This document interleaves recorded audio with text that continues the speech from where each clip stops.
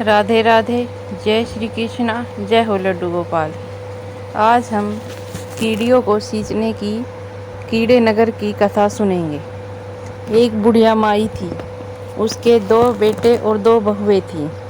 वह हमेशा अपने घर में पूजा पाठ में लगी रहती थी, परंतु वह बुढ़िया माई न तो कभी मंदिर जाती, न कभी तीर्थ में जाती और न ही कभी बाहर जाकर कोई सत्संग सुनती। उनके बेटे उन्हें बार बार कहते, परंतु वह कहीं भी नहीं जाती, कोई न कोई बहाना बनाकर रुक जाती। एक दिन गांव में बहुत बड़ी कथा बच रही थी। उस कथा को सुनने के लिए उसके बेटे ने अपनी माँ से कहा कि माँ, जा बाहर मंदिर में कथा हो रही है, कथा सुन आ। परंतु उसकी माँ ने उसे टाल दिया। जब कथा का आखिरी दिन बचा, उसके बेटे ने फिर उससे कहा कि माँ, जाओ और मंदिर में जाकर कथा सुन आओ, आज का तो आखिरी ही दिन है। उसकी माँ ने सोचा, चलो आज तो चली जाऊंगी, परंतु उसने घर से निकलते निकलते बहुत ज़्यादा टाइम लगा दिया और फिर कथा समाप्त हो गई। वो घर से चली तो उसे रास्ते में एक साधु मिला। भगवान थे जो साधु के रूप में थे। उन्होंने बुढ़िया माई से कहा, बुढ़िया माई कहाँ जा रही है? तो बुढ़िया माई ने कहा कि मैं कथा सुनने जा रही हूँ। तो साधु ने कहा, बुढ़िया माई, कथा तो ख़त्म हो गई, वहाँ जाकर क्या लेके आएगी? बुढ़िया माई बोली, अब तो जाऊँगी, घर से निकली हूँ तो एक बार तो होके ही आऊँगी।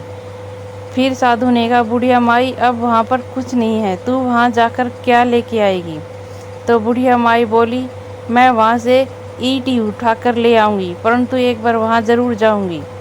तो साधु ने कहा, बुढ़िया मैया, वहाँ से तो तू पत्थर की ईंट लेके आएगी, ले मैं तुझे सोने की ईंट देता हूँ, इसे ले जा और घर जा।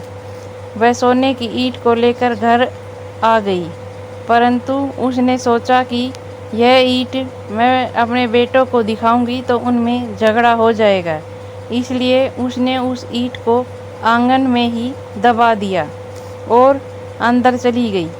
अंदर जाने के बाद उसका कभी अंदर मन ही नहीं लगता था। वह सब कुछ वहाँ आंगन में ही करती और उस ईंट के जहाँ दबी थी उसके पास ही आकर बैठ जाती।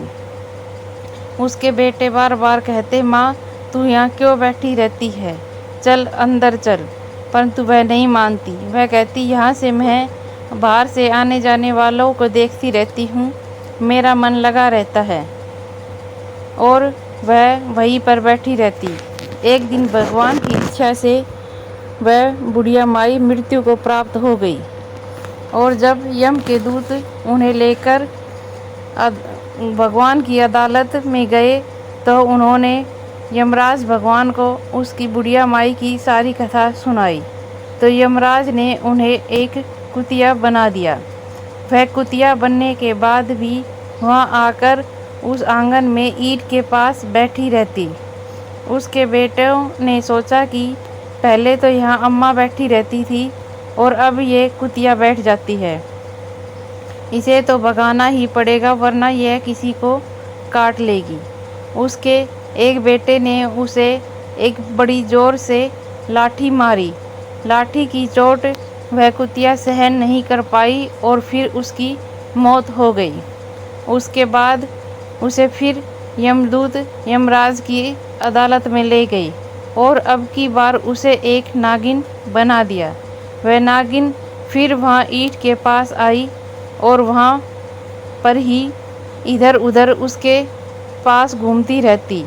उसके बेटों ने वहाँ पर नागिन को देखा तो कहा, पहले माँ फिर कुतिया, अब ये नागिन सब यहीं डेरा लगा के रखे रहते हैं, हमें तो इसको भगाना ही पड़ेगा।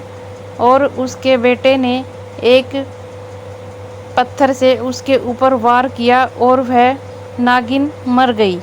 अब की बार उसे फिर यम की अदालत में ले जाया गया। यम की अदालत में ले जाने के बाद यमराज ने उसे अभी एक कीड़ी बना दिया और उसी ईंट के पास स्थापित कर दिया। वहाँ पर कीड़ी का बहुत बड़ा बिल हो गया और बहुत सारी कीड़ियाँ रहने लगी। इससे उनके बेटों को बहुत दिक्कत हो जाती। उनके न तो कुछ खाना बना पाते और न ही कुछ खा पाते। जहाँ देखो वहाँ कीड़ियाँ ही कीड़ियाँ रहती, कपड़ों में, बिस्तरों में, पानी में, खाने में, सब जगह कीड़ियाँ ही कीड़ियाँ रहती। तो एक बार भगवान का रूप धरकर एक साधु उसके घर आया और बोला कि भोजन करा दो। तो उनके बेटे बोले, बाबा हम तो खुद भूखे बैठे हैं, आपको कैसे भोजन कराएं? ये ऐसा कीड़ियों का बिल आ गया यहाँ पे कि ये कहीं पर जाते ही नहीं हैं और हम न तो कुछ बना पाते हैं न ही कुछ खा पाते हैं। साधु ने उनसे एक खुदाल मांगी। जब उनको बेटे ने उन्हें खुदाल ला के दी तो साधु ने वहाँ पर खुदाई की और वो सोने की ईंट निकाली। फिर उसके 2 टुकड़े करके उनके दोनों बेटों को दे दिया और कहा कि अपनी माँ के निमित्त कुछ अन्न और मीठे का दान करो। इस कीड़ी नाल पर तुम अन्न और मीठा डालो तो ये यहाँ से चली जाएगी। परंतु उनके बेटे साधु के वहाँ से जाने के बाद आपस में लड़ने लगे कि माँ के नाम का दान तू करेगा, दूसरा कहता कि माँ के नाम का दान तू करेगा। ऐसे उनमें बहस रहती और उनमें से किसी ने भी कुछ दान आदि नहीं किया और वह कीड़ी का बिल वहाँ पर ज्यों का त्यों रह गया। इससे उन लोगों को फिर वही परेशानी चलती रहती, न तो वो कुछ बना पाते न ही कुछ खा पाते। एक दिन फिर वही साधु वहाँ पर आया और उनके बेटे से भोजन मांगा। तो उन्होंने कहा कि हे साधु महाराज, ये कीड़ियों का बिल यहाँ पर जैसे का तैसा ही है, ये यहाँ से नहीं गई। हम खुद भूखे बैठे रहते हैं, कभी कुछ बना ही नहीं पाते, तो आपको क्या खिलाएंगे? साधु महाराज ने कहा कि तुम वो ईंट लेके आओ जो मैंने तुम्हें दी थी। उसके बेटे उन ईंट के दोनों टुकड़ों को लेके आए। साधु महाराज ने उन दोनों टुकड़ों से 2 टुकड़े और किए और ईंट के 4 हिस्से कर दिए।